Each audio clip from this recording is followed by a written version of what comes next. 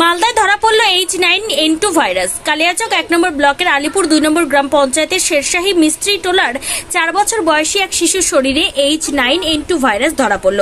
এর আগে ২০১৯ সালে শেষবারের মতো বাংলাদেশের একজনের শরীরে এবং ভারতের পুনেতে এই ভাইরাসের সংক্রমণ দেখা দিয়েছিল।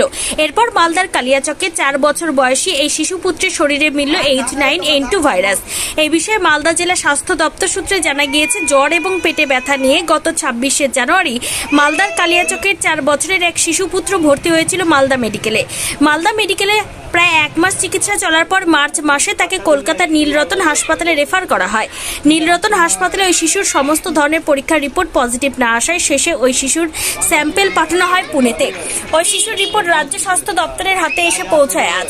সেখানে ৪ বছর বয়সী ওই শিশুর শরীরে H9N2 ভাইরাস ধরা পড়ে। এই ভাইরাস সাধারণত দেখা যায় না। এর আগে মহারাষ্ট্রে একবার ধরা পড়েছিল।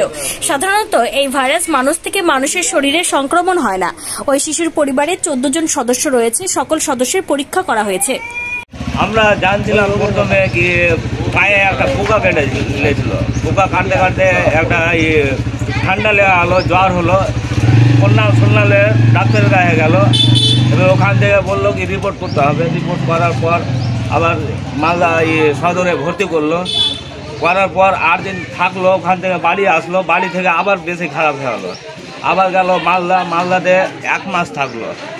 থাকার পর মালদাতে হলো না, বাড়ি পাঠিয়ে দিল, FIR লিখে দিল কি কলকাতায় যেতে হবে। এবার কলকাতাতে দিয়ে ২ মাস থাকলো। থাকার পর এসছে বাড়ি।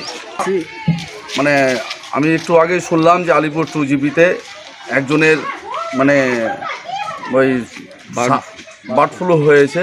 আমাদের পশ্চিমবাংলাতে 3খানা বাচ্চার হয়েছে, তার মধ্যে 2খানা আপনার কলকাতার, একটা আমাদের আলিপুর 2 কালিয়াচকের আন্ডারে পড়ে। এবং খুব গরিব শ্রেণীর লোক এরা কলকাতা থেকে দীর্ঘদিন ট্রিটমেন্ট করে এসছে। এখন কোনো নার্সিংহোমে যদি দিতে হয় তো সে খরচ বহন করার মতন ক্ষমতা কিন্তু এদের নাই।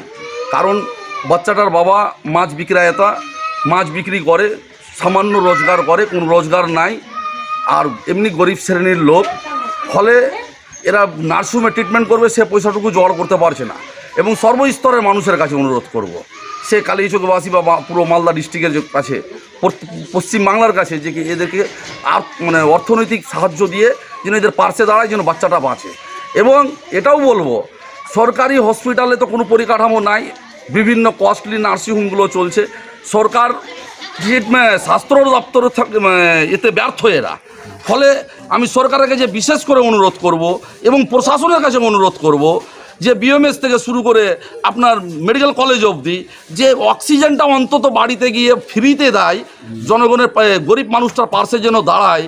আমাদের শ্রীরামপুর BMHকে অনুরোধ করব, বা BDO সাহেবকে, বা বিভিন্ন প্রশাসনিক লেভেলে যারা আছে তাদের কাছে অনুরোধ করব যে অক্সিজেনটা এবং ট্রিটমেন্টটা যেন ফ্রি করানোর ব্যবস্থা করে। এটা আমি প্রশাসনের কাছে এবং সরকারের কাছে অনুরোধ করব।